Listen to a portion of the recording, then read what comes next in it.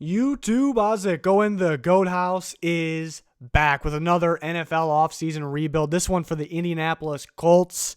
I actually enjoyed this one very much. Pretty unique take on the Colts offseason plan. Many different directions they can go. I am doing this for every single NFL team going in draft order. In this video, I make cuts, take a look at the cap space, re-sign some players, make some big free agency signings, into a 7-round mock draft. And again, we will get to every single team. Full NFL coverage on our channels. New channel, the Goat House Plus. You'll find a link in the description in the comments. Please subscribe. We're trying to get the subscriber rate to match there. Would really appreciate it. Follow us on Twitter, on Instagram. You'll find the links down below. Daily posts on those. Any questions you ask us on Twitter, I almost always answer those. And then our Patreon link is in the description as well. Extra content there. First thing I'd like to do, let's take a look at the depth chart. Guys in red are free agents. I kind of want to break down my thoughts. Receiver is an interesting position for the Colts, in my opinion, because, I mean, you got a long list of guys that can play here, honestly. T.Y. Hilton could ball, we know that. Pascal's kind of been a hidden gem, kind of been able to play pretty well for them. Same with Marcus Johnson, Chester Rogers. I feel like the three of those guys are like almost the same players. 1 week, one of them's doing, a lot of the work when T.Y. Hilton's out. The next week is a different one. We all know they can play, but, you could get better in those spots. They wanted to try Devin Funchess. Didn't really work out because of injury. Do they bring him back to actually give him that try? What was part of their plan? We'll see. Paris Campbell is a weapon. That's what he is. He's a little disappointing in his first year, but, I think he'll step up this year. But, kind of when I looked at this receiver unit, in today's NFL as well, you want multiple number one receivers, and they just don't have that. They have T.Y. Hilton when healthy is number one, and that's why it's unique because they have a long list of receivers here. And then what do they, intriguing. What do they do with Devin Funchess? And then looking at the offense line, one of the best offense lines in football, but some free agents here, actually. Anthony Costanzo, who's a crucial to me to get back at left tackle. And then, pretty interesting because, these are pretty solid backup tackles. You look at Joe Haig, you look at, LaRaven Clark, to me, even though he's a little disappointing, when he started at one point, a couple few years ago when it was a disaster, to me, that's a solid, backup, to me. And then tight end, it sounds like they're going to let Ebron walk. He wasn't really the same without Andrew Luck, so that makes sense. To me, they need more of that athletic tight end. They want even more athletic, to pair with Jack Doyle. And then the interesting situation with Jacoby Brissett, we'll talk about that in a little bit. I like the running back group. I like Marlon Mack. Naheem Hines, very good weapon. Jordan Wilkins is a good third option. And Jonathan Williams as well. You could possibly, we'll talk about it in a little bit, could possibly keep all four of those guys together for very cheap. And, that way you don't have to focus on anything there. The defense, there's a lot of young talent here. They've done a good job here and there. But pretty much everywhere, I find myself saying, I like this guy, but you can get better. You can, maybe minus, Darius Leonard, Malik Hooker, maybe minus those spots. Everywhere else, like solid player here, good young talent. I like him. We definitely can get better though, But what I said, for the most part, why I said that, it's because, I don't know if they draft, it feels like at times, they don't really know their own identity, what type of defense they're going to run because, you draft guys like Ben Banogu, who I think is more of a 3-4 outside linebacker, but you do have Justin Houston, who was kind of all that his career, but you're kind of running more of the 4-3, and then Tyquan Lewis was, I thought coming in going to be a 4-3 end. They're trying to kind of squeeze him into 3 technique, still in the process of making that work. So kind of guys that I don't necessarily think fit that great, but at the same time, they're solid players, so you can't really blame them for taking them.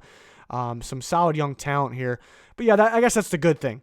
A lot of cap space and some solid young talent at the same time where you can turn it around pretty quickly. You're not just that young team. You're not just that. So the Colts have potential to do something special this offseason. Let's make some cuts, some trades. I like the idea of trading Danico Autry. To me, that's a major one because I think he's a pretty good utility, defensive tackle.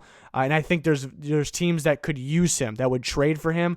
And the Colts are already on record. They kind of want a younger or a new type of, upgrade, I guess, at that 3 technique spot. So I don't really see a reason for keeping him around because they do have the depth guys already at that spot, like guys like Tyquan Lewis. They're not just going to get rid of the young talent there that are still trying to develop and fit into that right spot. So it would, it doesn't make sense to cut Autry because I think you can get something for him, maybe a 5th round pick, which could help them big time.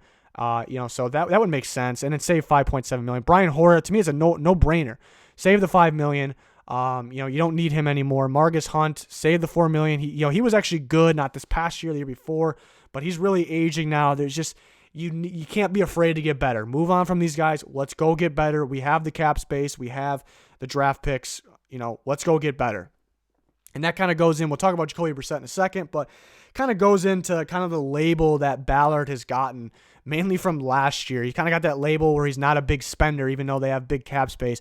And people, fans were mad that they didn't go and spend, some fans, they didn't go and spend that cap space that they have. But to me, there's no reason to label him, and there's no reason to be mad. Last year free agency, especially where they had needs, it was not the free agency to go waste your money, because people forget that. For an example, if you spend the money last year, you're taking the cap hit this year most likely, unless they're 1-year deals. So there was guys that they were rumored in getting, guys like Landon Collins, guys like Tyra Williams. That is a smart move, not paying those guys or overpaying those guys. To me, that was a smart move. So they saved their cap for this moment. I think they can go bigger.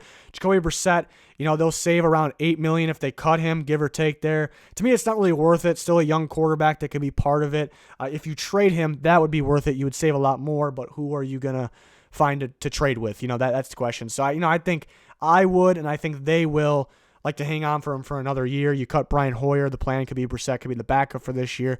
Could come back into playing at some point, But we're up to $95 million. It goes down to 81 after getting all the guarantees roll out and everything right before free agency hits. You make the cuts, a whopping $95.7 million to take that next step, turn this team back into a playoff team.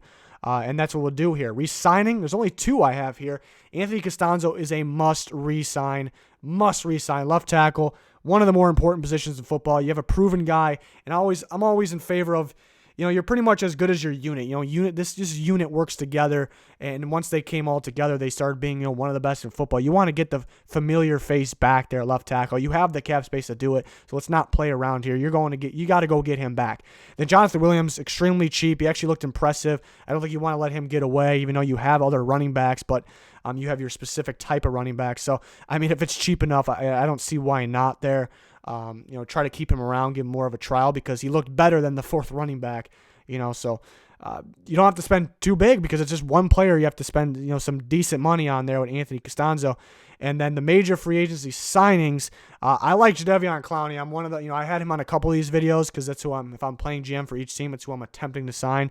But Jadeveon Clowney, to me, is better than people. I think he's become underrated. I think actually overrated at one point in his career, but I think become underrated. An elite run stopper, getting better each game as a pass rusher, facing double teams. He gets the pressures. I don't care what his sacks say. To me, he's a big-time player. To me, I have a feeling, even though this is not a predictions video, I have a feeling that if he's not back in Seattle, the AFC South teams actually could be interested. Those teams, I like the fits on those teams, and I don't see why not for the Colts. The pass rush, you got Houston, got some other guys.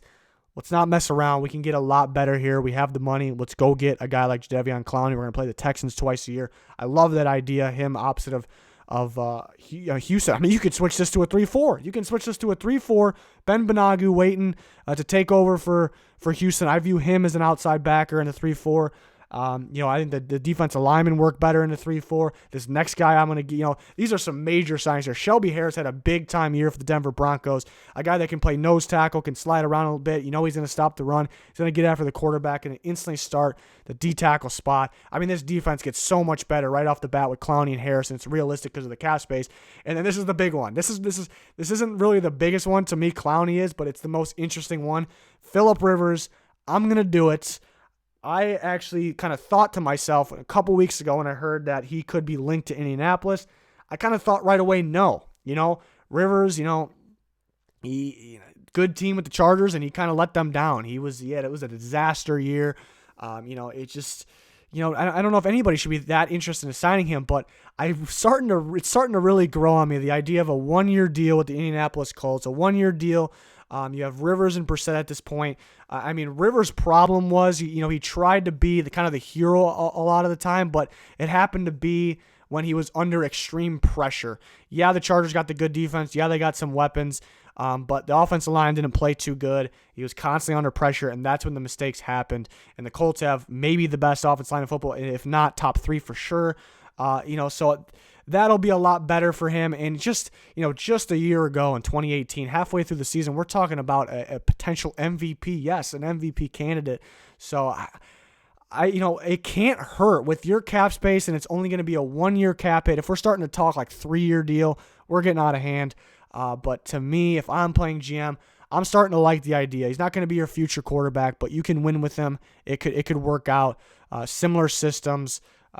To me, it's better than Jacoby Brissett. There was no big playability from Jacoby Brissett on top of him turning the ball over all of a sudden. Phillip Rivers, he kind of wants to make that big play, and we can kind of limit the turnovers with this offensive line. So I kind of like the idea. It's pretty big spending here, one of them being only for 1 year. The team gets a lot better.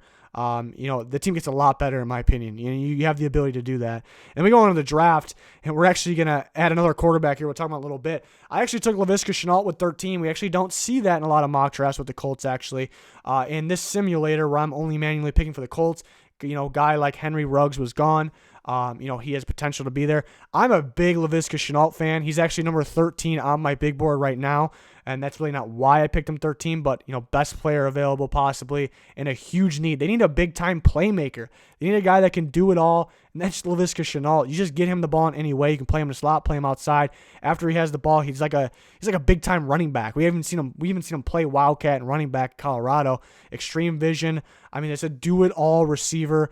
He can go up and get it, too, on the sideline. That is a type of receiver I want on the Colts. Get him in there with T.Y. Hilton, and the other guys are depth guys, rotation guys. I like the idea of that a lot. And I like Jacob Eason for the Colts a lot as well. It's a second-round pick. Kind of a comparison of Phillip Rivers. Rocket arm, though, from Jacob Eason. And the thing with him, if I want to go rank the quarterbacks in this draft, I want to put Eason, after the first, there's 4 potential first-round guys. There's rumors that Eason could go first. I'm thinking around here, though. So I kind of want to put him right there at 5, right after. But, the thought of Eason, with pressure in his face, when facing pressure, I want to move him down even further. It's pretty ugly when he's facing pressure. He just doesn't know what to do with his feet. He doesn't know where to go in the pocket. That's the very bad thing. So he needs to end up on the team that can keep him clean, that keep him in that clean pocket. And when he does that, he does some ridiculous thing. Early in the year, I had him at the top tier part of the first round of mock drafts, the way too early mock drafts, because some of the things he was doing and the rocket arm that he has and when he has time are ridiculous. So I really like Jacob Eason. If he's on a team like the Colts, can learn from Phillip Rivers. He could be the starter next year. He could potentially move on from Brissett at that point. And then Hunter Bryant I like a lot too for them. He's that receiver type tight end. He can block, but he's more of that threat tight end. Pretty good size, can move very well for his size, going to make that big play. And it's important in this offense they have 2 tight ends. They're moving on from Ebron, just wasn't able to make those big plays without luck. They have Doyle, that's the do-it-all tight end. Yeah, he can catch the ball very well off the backfield or out of the tight end position, run after the catch. You need an athletic guy, though, to pair with him.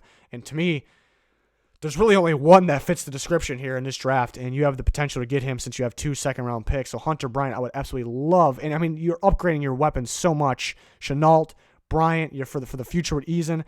Need another defensive tackle. Even though you signed Shelby Harris, you just don't have the guys that, to me, are the starters. You're trading away to Nico Autry and cutting Marcus Hunt in this scenario. Rashard Lawrence from LSU, big-time run stuffer for them. They grab him there. Adenji from Kansas, they really just need depth at the tackle position. They need it pretty bad unless they start to resign a bunch of guys because they do have a lot of free agents there. And then they get the Wake Forest linebacker who I just started watching recently, Justin Sterned. He is kind of that utility type outside linebacker. You pair him with, and they drafted Okereke last year. I like Okereke, but it's kind of, maybe it could be more of the rotation guy you bring in on the third downs. He's kind of that. He can cover, but he's also going to be that stand-up off-the-ball outside linebackers that could get after the quarterback, a lot. So rangy, pretty freakish. I would like him for the Colts a lot in 142. A receiver, kind of just get that big body receiver, replace Devin Funchess, Antonio Gandy Golden. A lot of people are pretty hyped on him. I think he goes down here, though. He's a big body receiver. He's got a big catch radius, can make those big-time catches. My problem with him is actually tracking the ball. Usually those guys can track the ball on top of those other traits. That's where he needs to work on. So that's kind of why he drops down here. But big playability. I don't have them re-signing Devin Funchess. I think, like I said, they didn't make that big splash for agency last year. They didn't want to overspend on anybody. So let's get some pieces here and there that are just for now. Funchess, to me, I'm not a huge Funchess fan. He can play, but he also has the injury concern. So you just retool guys like this. And then Jalen Elliott, Notre Dame safety. To me, you drafted Akari Willis last year, who they liked at the end of the season. Even Marvell Tell, who they kind of move around, corner safety, can do both. So I think one of those guys, Willis being the guy that probably starts. But you could get better there. Jalen Elliott was a guy that was, earlier on in his career at Notre Dame, looked like he could be a day 2 pick, maybe even earlier. Didn't do a whole bunch last year. So with that, I feel some upside. I see some upside to him. So he potentially could be the starter, just a guy to get in there. And then Tipa Galea, the edge rusher from Utah State, another edge rusher. Like I said, to me, they need more of that. They get one in free agency. They get one here. Kind of can move around a bit. But I like the idea of the Colts, potentially switching to a 3-4 depending on who they get. But you don't really have to have a set defense, set look. Teams that change it up succeed the most in today's NFL. But I think the main thing, finding your quarterback now or the future or both, get those weapons. And I love the idea of guys like Chenault and Hunter Bryant.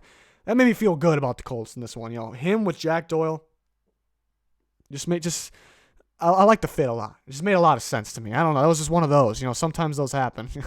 But that's going to do it. We're doing this for every single team. Going in draft order, we'll get to your team. We got plenty on the channel, plenty of other content on both channels. Please subscribe to our newer channel, the Go Dows Plus. You'll find a link in the description in the comments, as well as our Twitter, Instagram. Go ahead and please like, subscribe, comment. Love to interact with the fans of these teams. If you want to ask any questions, I'll most definitely answer on Twitter if you get to us there. It's going to do it for this one, though. Thanks for watching. Goodbye.